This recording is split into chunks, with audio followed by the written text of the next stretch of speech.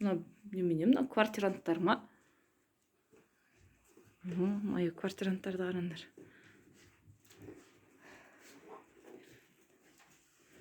Біз үй алдық қой.